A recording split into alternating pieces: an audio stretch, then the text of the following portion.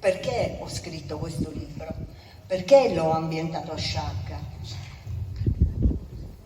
Dunque, io non abito più in Sicilia, ormai da tantissimo tempo, abito a Salerno e mi sono accorta che con il passare degli anni io stavo perdendo memoria dei miei posti.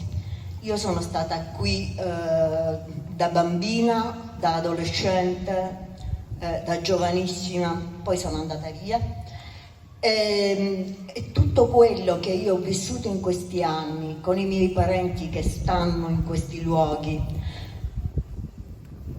stava scivolando via, persino il suono, o meglio il canto di questo dialetto, perché il saccense, che prima si chiamava sciacchitano, il dialetto saccense ha un ritmo che non ha nessun altro, forse un po' il catanese, ma certo non il palermitano, dove io ho abitato per tanti anni e dove sono nata.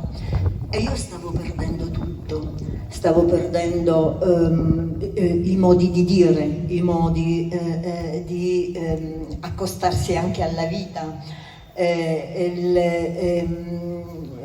i suoni, i profumi, i sapori. Stavo perdendo davvero tutto, perché oltretutto il luogo che mi accoglie è un luogo altrettanto forte, altrettanto pieno di tradizioni, di profumi e di sapori.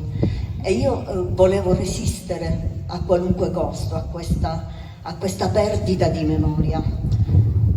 Del resto, se noi pensiamo, io amo moltissimo gli scrittori siciliani, primo fra tutti proprio Vincenzo Consolo, Il sorriso dell'ignoto marinaio. E proprio da lui ho capito perché io avevo questo bisogno di scrivere di questo posto e di tutto quello che questo posto rappresenta per me. Il seme di questa storia, però ve lo devo dire subito, questo è un tradimento, ma l'ho trovato proprio a Salerno. Me ne sono appropriata, però ovviamente me ne sono appropriata perché mi serviva per poter rientrare con la memoria nel mio paese. Che poi, ripeto, non è il mio, io sono nata a Palermo, ma io lo considero il mio paese di elezione, perché sono sempre stata affascinata da questi luoghi.